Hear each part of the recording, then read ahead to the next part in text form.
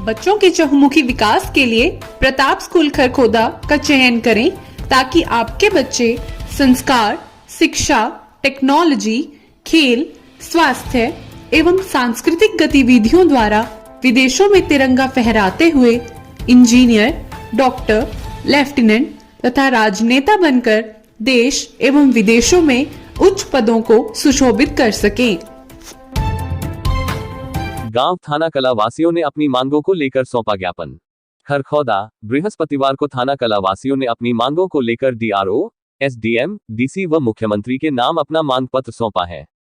इस दौरान ग्रामीणों का कहना है कि उनकी जमीन को रेलवे द्वारा काफी कम दामों पर लिया जा रहा है, जबकि उनकी मांग है कि एनएचएआई की तर्ज पर उनकी भूमि अधिग्रहण करते हुए मुआवजा राशि दी जानी चाहिए। गांव थाना कला सरपंच आशीष दहिया की अगुवाई में ज्ञापन सौंपते हुए ग्रामीणों ने कहा कि उनकी जमीन रेलवे बोर्ड व सरकार के द्वारा अधिग्रहण की जा रही है। जमीन अधिग्रहण की मुआवजा राशि बाजार भाव से बहुत कम है, जबकि उनकी जमीन केएमपी के बिल्कुल साथ लगती हुई जमीन है।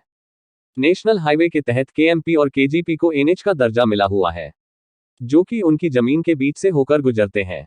ऐसे में उन्हें एनएचएआई की जमीन अधिग्रहण के मानदंडों के आधार पर मुआवजा राशि दी जानी चाहिए, ताकि किसानों की जो भी जमीन अधिग्रहण हुई है उसके मुआवजे से अपनी आजीविका का साधन कर सके। उन्होंने कहा कि यह जमीन हरियाणा सरकार पंचग्राम योजना के तहत जो 5 नए शहर बसाने के दायरे में आती है, जो कि आने वाले समय में गुरुग्राम व मानेसर को पीछे छोड़ देगी। ऐसे में उनकी मांग है कि उन्हें ज्यादा मुआवजा राशि प्रदान की जाए, जो कि हाल समय में 78 लाख है और यह बहुत ही कम है।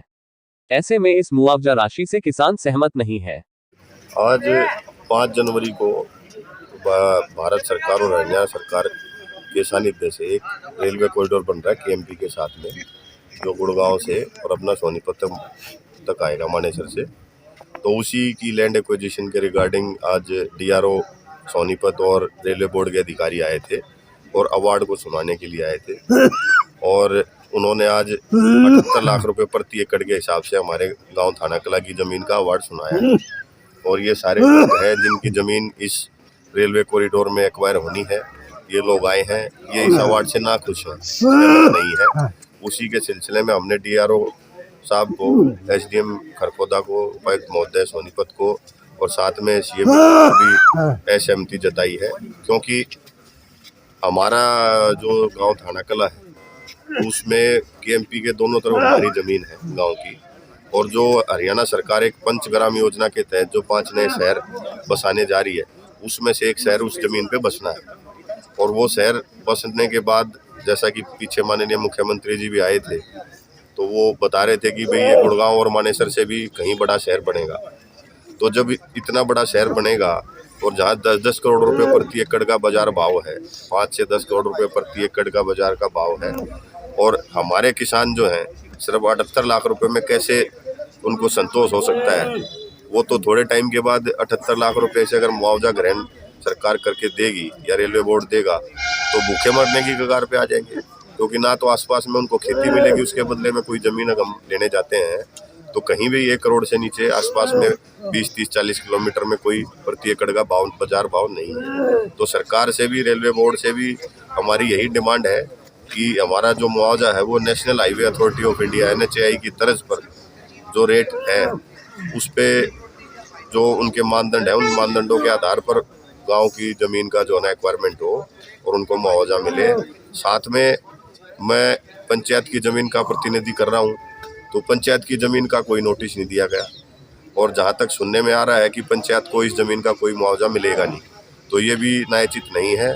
सरकार से हमारी मांग है, रेलवे बोर्ड से भी मांग है कि ये ज़मीन जो हमारे गाँव की है, हमारी धरोहर है, और उसी पंचायत फंड से ही हमने अपने गांव में काम कराने हैं।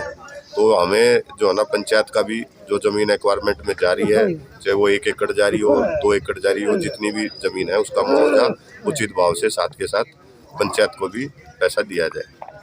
बहुत बहुत इसमें जो इन्होंने जो ज्ञापन में लिखा है कि ये ज़मीन केएमपी के साथ लगती है। केएमपी में हमारा जिला सब मतलब जैसे जाइए ये रेलवे की लाइन जो निकल रही है, पलवल से निकल के ये सोनीपत आ रही है, जिसमें गुड़गांव, पलवल और ये झज्जर, रोहतक और लास्ट में सोनीपत पड़ता है। रेलवे ने इसको कहीं भी एनएच इसको केएमपी को नहीं माना रोका। इसके लिए मुख्यमंत्री जी से आग्रह किया था डीसी बहादुरगढ़ ने, मतलब डीसी जत्थर साहब ने, उन्होंने कमिश्नर महोदय रोहतक को इसका आयुक्त नियुक्त कर दिया, वो इसका फैसला करके बताएंगे। लाइक शेयर सब्सक्राइब जरूर करें हमारे न्यूज चैनल हरियाणा लाइव 24 को।